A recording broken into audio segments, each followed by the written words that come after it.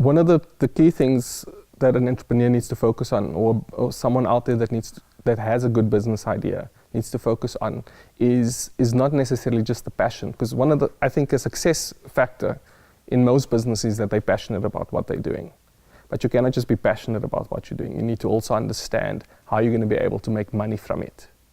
So you combine those two factors. Take your passion and focus on your business model. If you're not able to do a business model, go and seek advice from other programs out there that's going to be able to assist you to focus on your business model. Viability is more important than passion. Passion is important because it helps you when things are very tough to still go for your idea. But what about viability? The reality sometimes to check on the viability of your idea is purely based on what the market wants.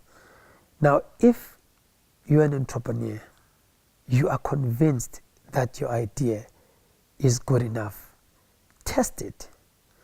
Give a couple of people an opportunity to experience your idea or your service, because then at least the feedback that you get from those people gives you an idea of what to adjust and not to adjust. If you have this business idea, the next practical steps that I would advise a business is to go and see if you are able to secure an appointment, for instance, with a potential client.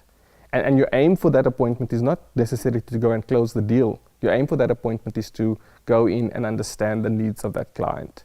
I think one of the biggest things that businesses need to know is that people are willing to share ideas. People are willing to talk. So your approach should not be to go out there and do a hard sell. Your approach should be to, I'm a new business starting in this space.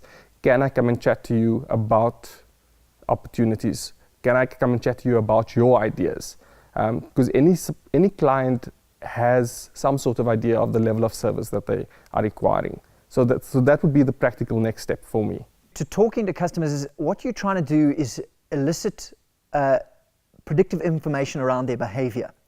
So the only way you can actually do that is not by asking them, because customers are really, really bad at predicting their own behavior. All of us as humans, we can't predict how we'll behave in situations.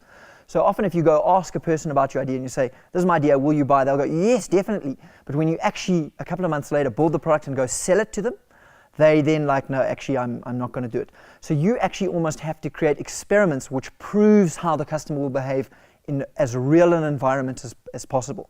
The entrepreneur, before they spend too much money, let it go out there and get as much feedback as you can.